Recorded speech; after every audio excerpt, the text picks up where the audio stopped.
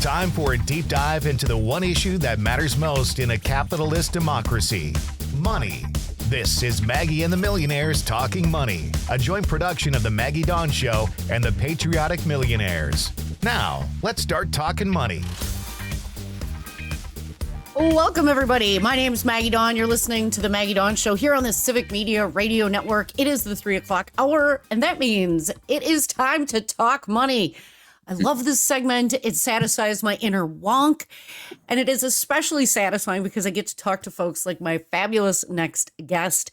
His name is George Goehl. He is an activist, community organizer, and founder of Addition, a national worker advocacy organization. He's had a career of over 3 decades, and he's worked on everything from federal financial reform to local battles for better trash can. My kind of guy. Takes all issues. His work has won billions for consumers and mortgage relief. He's helped reform housing programs and fought for community needs. I appreciate everything that you personally have been involved in, George. It is a proven track record of trying to make communities healthier and happier. So first, thank you, and thanks for making time. Tell us about Addition. What's its purpose? You're here in Wisconsin. What are you doing here? Tell folks all about it. Yeah, we founded, a bunch of organizers came together, founded kind of out of a belief we need a lot more people on the side of good, and that we grow through addition, not through subtraction. So not dealing with anybody that doesn't think just like we do, or division. So we just want to bring in more people. And we think there are a lot of people that need the power of community organizing. That's just proven it works.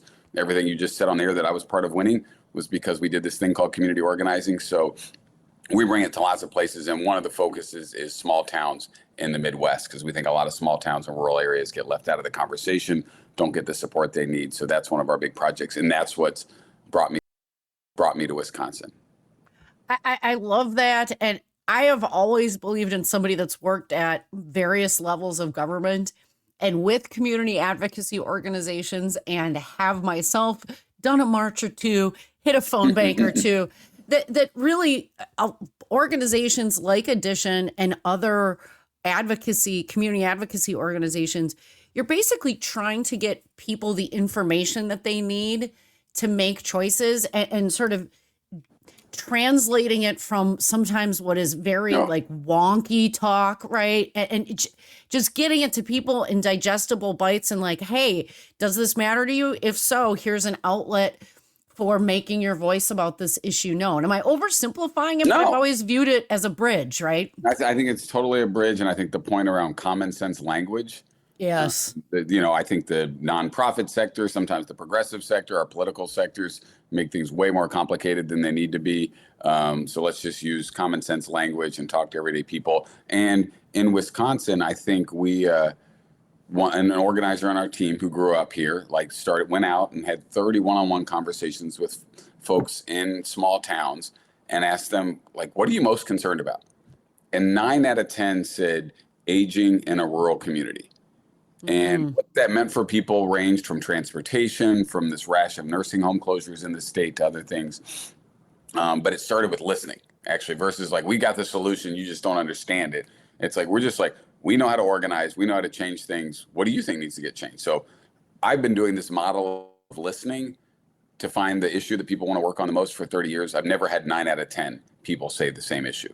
So we thought that was a big deal. But really the kind of most front of mind for people was, in a set of counties across the state, there was a push by conservative county boards to privatize county-owned nursing homes. So still today, 21 counties in Wisconsin own their own nursing home. It used to be a lot more. Many of them for 70 years, some for 120 years. And they are beloved institutions. Most of them are 5-star rated. The staff have super high morale. There's a family feel to it. If you go to them, yes, people, you're I would love for my mom to live here. I just spent 3 months trying to find assisted living for my mom. I was I found the best. It's in these publicly owned nursing homes in Wisconsin. And I didn't know that in the beginning, but there's a push to privatize them. And it stirred up a hornet's nest. Small town seniors in St. Croix and Sauk County and Lincoln County and Portage County have flooded into county board meetings. I've been at them where they actually have to create an overflow room because there's so many folks are showing up. People are marching in their local parades or driving their tractors in the local parades in support of their nursing home. And they're giving county board members hell every step of the way. And sometimes they're winning and sometimes they're losing. And we thought we should help them out.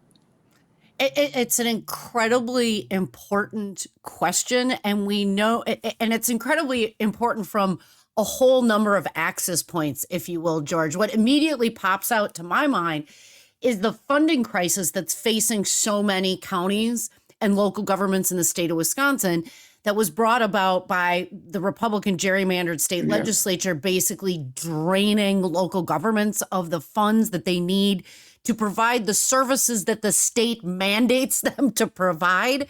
So you have this massive funding crunch in local governments as you've got an aging population, right? Often healthcare is difficult to access in some of your more rural counties. And we know on the other end of the equation, you've got private equity firms and hedge funds snapping up this because the demand is so enormous. It's actually horrible. And you made a great point there. I mean, Wisconsin is an aging state. Yes. The number of Wisconsinites over the age of 85 is expected to double between now and 2040. And that is obviously a kind of prime consumer for either in-home care or assisted living centers. And this issue is so hot, to your point around private equity. This Civic Media podcast is Federal sponsored Trade by... Commission Chair Lena Khan actually came to Sauk County a couple weeks ago to meet with the folks that are trying to save the Sauk County Healthcare Center, which is a nursing home. She actually didn't have jurisdiction over the issue because it wasn't a big enough company trying to gobble this up, but she thought it was important enough that it was on 8 days notice. She gave us 8 days notice and she showed up, packed room, great media, and all kinds of people showed up for that. And you've got, in the fight to protect these nursing homes from privatization, you got Democrats, independents, and Republicans working together.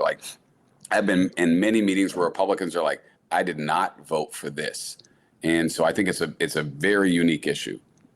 Well, and hopefully a mobilizing one. Oh. This is one of those things like local government and these kinds of what I'm going to call always value add to community wellness, like whatever the issue is, they're just not partisan issues. We all have aging relatives. We will age. It's not a question of if, but when.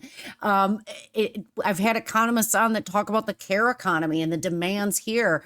So important. I want to talk to you more about what you're doing in Wisconsin, specifically. So you've been in Sauk County. Tell us where your organization is. Where can people find out more if they want to connect? Yeah. Let's see. So we first got asked to come to Lincoln County, and and Merrill is the biggest town. It's a little, not that much. Merrill's about 20 minutes from Wausau, and the big push to privatize there. I think the county board in many ways hell-bent on privatizing, and we saw small town seniors just showing up in big numbers. And it was so interesting because this amazing mobilizations and leadership from senior citizens was happening at a time that we witnessed it happening at a time the main conversation about older people was pretty negative.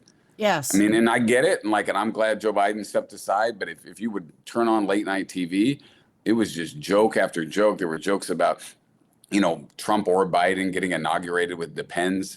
Yes. And I get it, but I think there was collateral damage. So what I've experienced in Lincoln County is seniors 75, 80, 85 still organizing, still fighting. One senior, Al Curtis, came to a county board meeting and gave the county board hell. He lived in Pinecrest, the nursing home they were trying to privatize, and he died a couple weeks later. And that can sound sad, but to me, that's beautiful. He was in the fight until the end. And I think for any of us that feel like maybe I'm on the sidelines too much, it's think about Al Curtis. We need to be Al Curtis, fighting till the end. So, but, and so the other counties are St. Croix. St. Croix, people organized there. They succeeded in pushing back privatization. So they won a vote. So that has been tabled. So that is a victory. And then in Sauk County, it's a real battle. And the county board has voted to sell their beloved Sauk County Healthcare Center, been in the community for 120 years or something, historically a 5-star rated facility, to a company called Aria Healthcare with a dismal track record. 710 deficiencies across their 12 nursing homes that are in Wisconsin. I mean, we're talking tons of bed sores and ulcers, people not having enough food or water, getting Basically, if you raise any kind of grievance, you get in trouble at the nursing home, and they're trying to sell it to them. We are hoping the Department of Health Services will actually try to stop that sale. And that is why the FTC came to Sauk County. It's all of a whole, right? This is all part of this broader care economy discussion. But it reminds us that we all need people like Curtis. We all want to be a Curtis in our communities to stand up for what we need. My special guest for this episode of Maggie and the Millionaires Talking Money is George Goehl. He is an activist and community organizer. He's the founder of Addition, a national worker advocacy organization. Where can folks find out more about Addition specifically, George? Yeah, they can go a couple places. I think we might get a chance to talk about it, but we go to seeeachother.org. We launched a podcast about this work. We actually follow the folks in Lincoln County. It's a blow-by-blow, kind of a serial style, who done it kind of style podcast. Yeah, it actually turned out really well, and you get to really fall in love with some great people. So I would say go there, and then there seniorvotersforcare.org would be two places to learn more about the work specific to Wisconsin.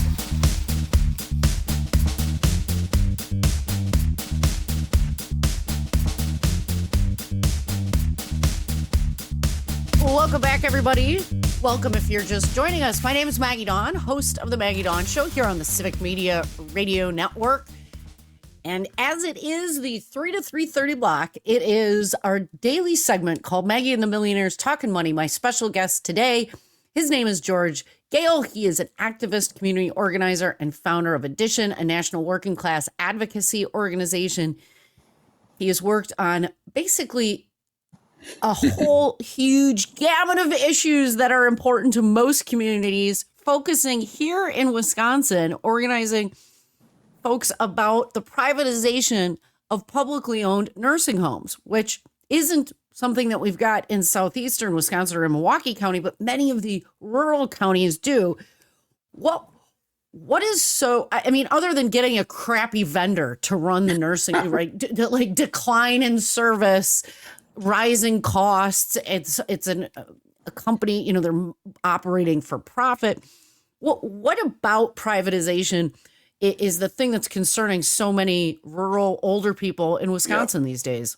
I mean, a couple of them you did just name, there are more. Like, I think what people have experienced, and the data bears out, that staff morale, new ownership comes in and looks to cut costs, right, and figure out how to make more profits.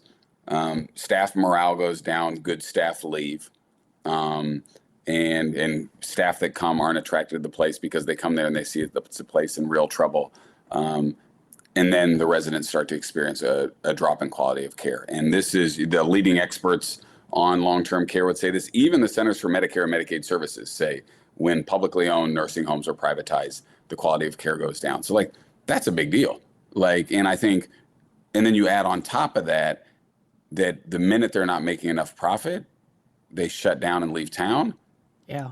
And you're in a rural community, and suddenly I was in one meeting in one county, I can't even remember where some guy who was testifying before the county board started pounding on his fist. He's like, I don't want to live in Oshkosh. And it wasn't something against Oshkosh.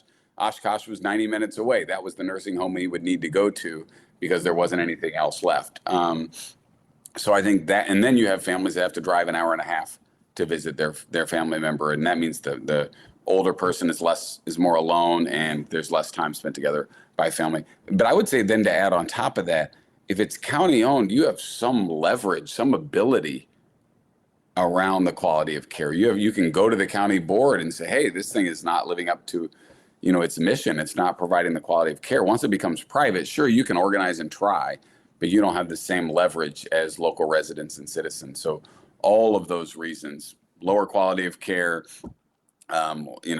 likelihood that they might shut down and leave, and the fact that it's really hard to hold them accountable. So I would say those are the big ones.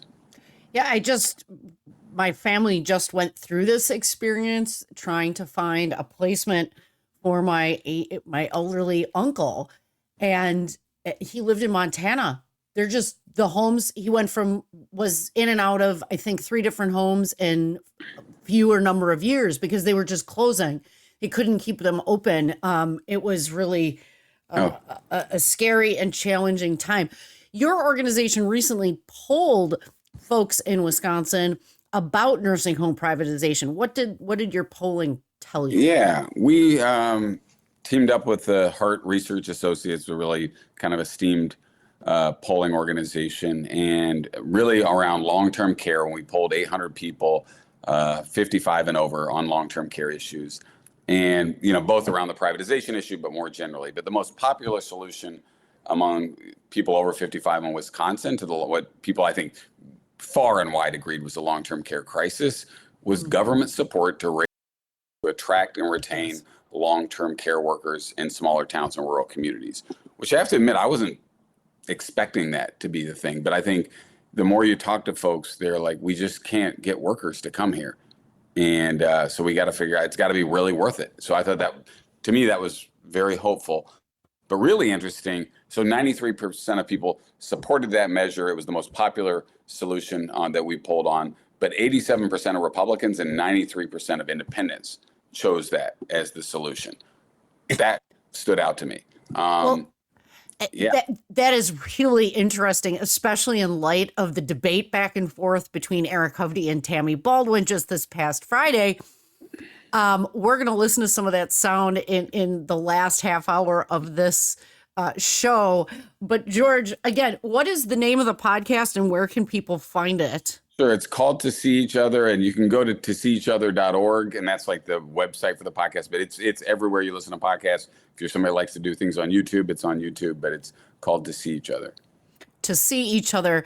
My special guest this half hour for this edition of Maggie and the Millionaires Talking Money is George Goehl, an activist, community organizer, I can speak, I promise, and founder of Addition, a national working class advocacy organization. When I think about the universality of this particular issue, right? And again, this is not an if for every single one of us. It's a but when, whether we need care ourselves or whether our parents will or somebody else that we care about. And I just wanted to share with you, speaking to the importance of this, we got a couple texters texting in. John from West Bend saying, and helping to clarify my earlier statement, this is happening in southeastern Wisconsin. Washington County sold their public nursing home in the last year. The decision was made by that county board behind closed doors, which always makes one wonder. And Michaela from West Bend also texting in and saying the private homes also don't have the same requirements for accepting Medicare. Yeah, you end up with the Cadillac homes where you have to be able to private pay some incredibly huge amount of money, or it's not so great if somebody isn't independently wealthy, which is a shame. One little thing I wanted to share with folks about the county board meetings. Often public bodies, when they're actually in the negotiation phase of the contract, like the very specific pricing and things like that, that won't be done in public. Thanks for listening to Maggie and the Millionaires Talking Money, a joint production of Civic Media and the Patriotic Millionaires. For more information, go to patrioticmillionaires.org and be sure to tell your friends. The Patriotic Millionaires buy advertising across a number of Civic Media stations.